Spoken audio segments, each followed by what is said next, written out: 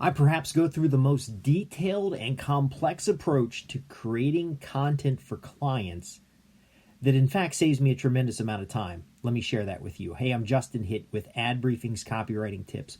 When I create a special report, technical paper, sales letter, any type of content I'm creating for a client, I go into immense detail up front with that client to discover exactly what it is necessary to get the result they're looking for. I define the goals. I help capture information. I record every conversation.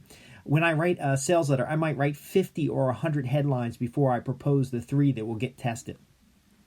I might create a couple just markup images that might be YouTube ad, the covers for YouTube or the thumbnail for YouTube. It might be a square that's going to be used in their network for a podcast or something like that. Now, I practice this in my own content for the last 20 years.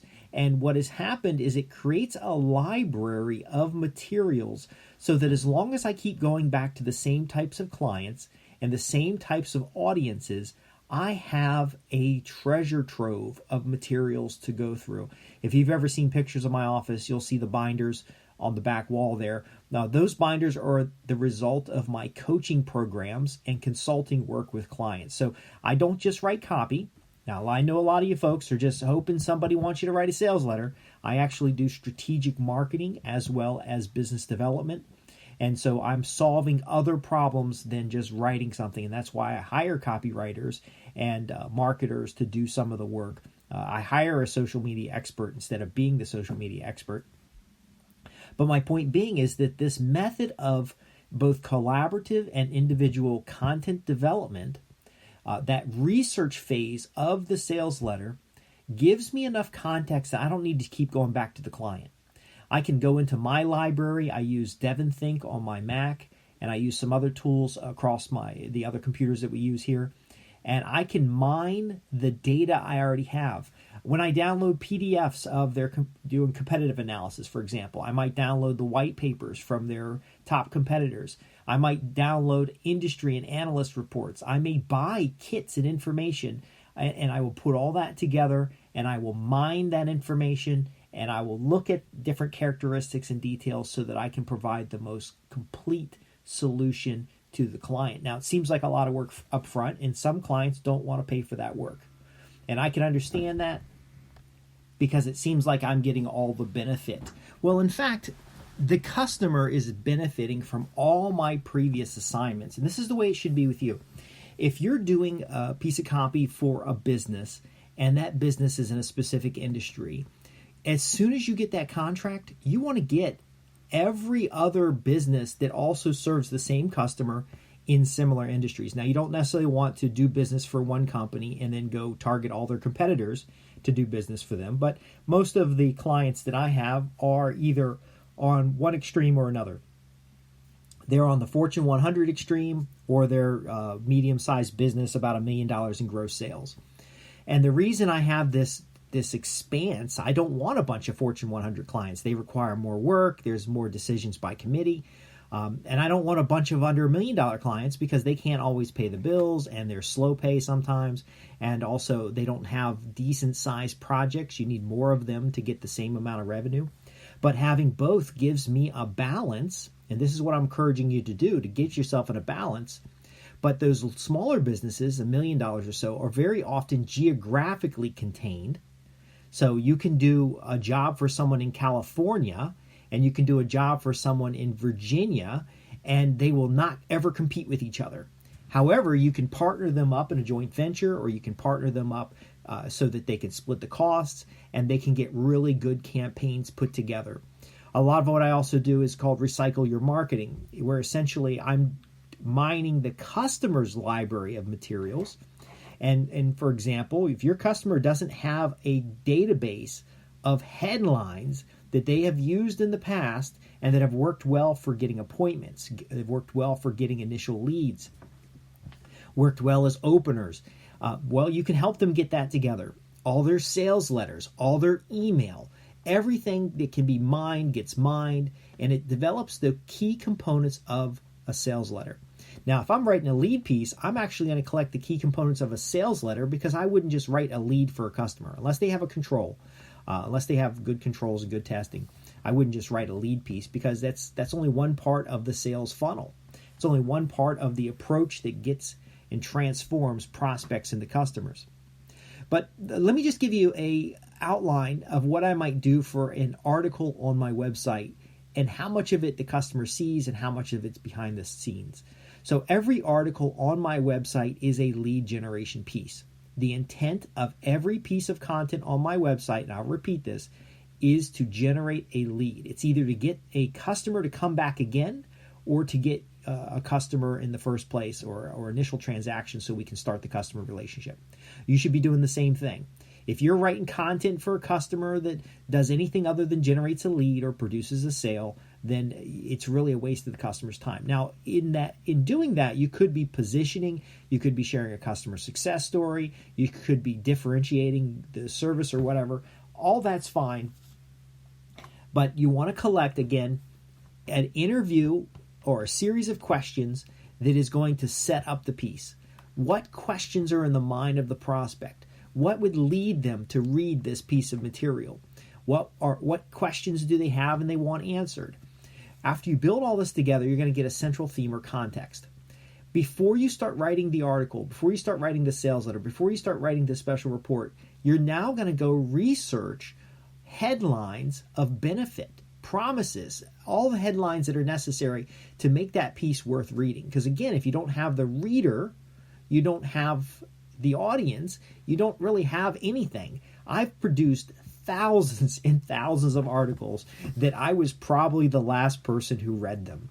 Now, from time to time, a customer comes in and they'll ask a question, and I'll pull the article and share it with them. But I don't have tens of thousands of viewers per page. I don't know if you remember the days when people would put counters on their website. My counter would have like 8 people on it. My YouTube channel, for example, has like 12 people viewing content. But what you're seeing is only a tiny fraction of the content that's available out there, and much of the content goes direct to customers. But however, if you're doing this research, you'll start uncovering where the client's competitors are advertising, which will give you greater strategic context, greater value to that customer, and now you can shift from just writing a piece of content to being a little bit more strategic about it. You can bring in samples, but starting with this headline, you will find other channels. Then I'm going to draft an article. I'm going to draft the materials. I'm just going to run through it as fast as I can. I might do an audio program about the content. I might just talk about the content. But again, I'm answering the questions that the reader has. I'm setting up the end result of the content. I'm going through and pulling out a few headlines here and there to keep the person's attention and make sure that we're covering the points that were promised. And then ultimately, you've got that first draft. That first draft will rest a little bit. But while it's resting, I might be creating social media posts out of the research materials. I might create 10, 15, 20, even 100 social media posts, some of them with links to other people's content. Because now remember, the content I'm writing is still in draft, but other people's content. That can get queued up into a tool that's going to syndicate those headlines, and it's going to mix them all up and send them all across my network. And you can do the same thing with your client, because what this will do is while you're launching a piece of content, it's going to seed the market to get ideas about that piece of content. You might be offering tips. You might be offering mistakes. You might have a meme that illustrates the benefit of what you're about to present. And then when you present it, it's now presented in the context of a larger ecosystem around the same topic, which makes it kind of more top of mind to the reader, and they'll be more likely to pick it up. Another point is what you're doing for search engines and the machine learning that's out there setting up traffic is you're actually kind of seeding it so that it knows that your topic is relevant to your overall theme of topics. Now, again, I wreck all that stuff up because I have content going out on many different channels. Videos might show up on YouTube this year, and next year they show up on Facebook. They might show up on my website. I just finished an article. I rewrote the article and made it more readable. It was about at the 8th grade reading level. I was able to get it down to the 7th grade reading level, added a few more headlines, added a couple more images to illustrate, to really make it more useful for the reader. And I republished that. It was originally written in 2003. It was also revised in 2008, and then also just recently revised now in 2020. Now, I know this because I have a change log in the bottom of the document. I have lists and lists of headlines. I have lists of short descriptions for metadata. I have lists of titles for web pages, headlines for promotion. I didn't have to do a whole lot of work. In 2008, most of that work was done. It was just a matter of librarying materials, going through that library, and producing the little excerpts that were necessary to set up the content.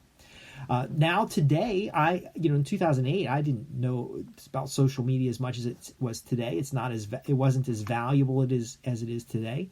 But now I've got the headlines from materials long ago. I've got the descriptions from materials long ago.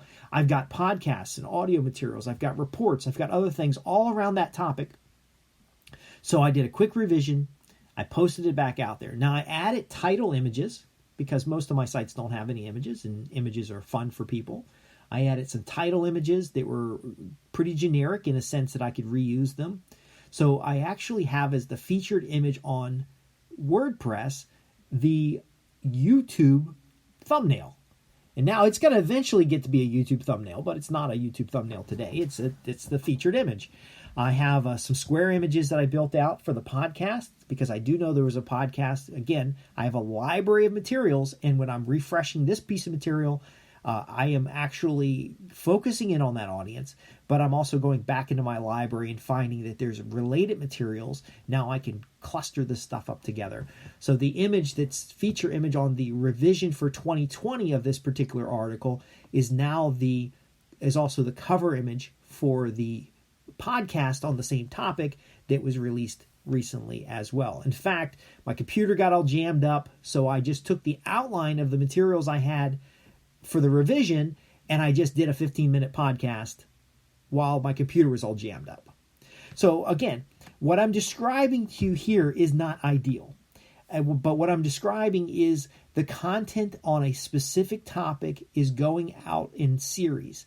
It's going out as it's completed in whatever the best format is possible for the audience that you're intending, and it's cycling back through. From a copywriter, marketer, or business development professional, it's that ongoing contract where you go through the customer's best converting materials and you create supplemental materials around those topics to A/B test against what works. And then you follow through while they're in the committee making a decision about that. You're busting out social media topics and posts. You're using all your reference materials as link backs to other content, because when you reference relevant and valuable materials from your social media feeds, you're more likely to keep people actually checking the feeds, and you're more likely to have that content show up in front of people. You're also, and I don't mean to hurt your feelings here, because a lot of you guys just write a piece of content, give it to the customer, and hope you get paid. I'm looking for long-term client relationships. I'm looking for coaching, mentoring, and consulting relationships. I'm looking for my corporate clients to get more out of what I give them each year, so they keep coming back for more. Why would someone come back to you for another sales letter if you already wrote a sales letter for them? You want to be able to then layer on top of that original sales letter all kinds of value, all kinds of content. And I hear from a lot of folks that that's hard to do. So that's why I described my system here. You're going to come back also with this type of system. And as you get these topics built out, you're going to start building out these packages. Now, for my high-end coaching side, where I'm actually going into my library and building materials for clients, and I'm building these long-term packages for clients, I actually come up with training materials like what you see on Ad Briefing's Copywriting Tips that have clustered around a single topic. So in this case, I'm writing about how to make data more useful for decision making. I actually end up with a product that is how to make data more useful for decision making that is about 5,000 to 10,000 words, and includes images and examples and questions to ask and questions answered, and it includes different types of context that's important for different audiences. I might write the same article for 4 or 5 different audiences, making it unique for each audience, and then I can put all that back together later, and it becomes building blocks for a special report. It becomes a building block for a book.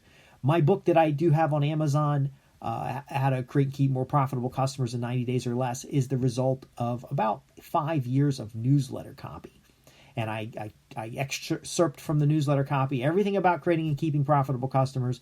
I layered it in a draft. I distributed the draft to my clients as a print report. My clients gave me feedback. My subscribers gave me feedback. I took all that feedback and I built another draft. That draft went out to about 5 to 10 authors that I really respect. And some of those folks wrote back and gave me feedback. Dan Kennedy wrote me a letter with feedback about the book. Very critical feedback. It was just a single page letter, but it was kind of bullet point feedback. I took all of their feedback and I then made the final book that's available online. It's about 500 pages long, but it is the result of so many different inputs that when I hand that to a client, when a client says, well, what can you do for me around creating and keeping profitable customers? I hand them the book, they read the book, and they say, yes, you're hired.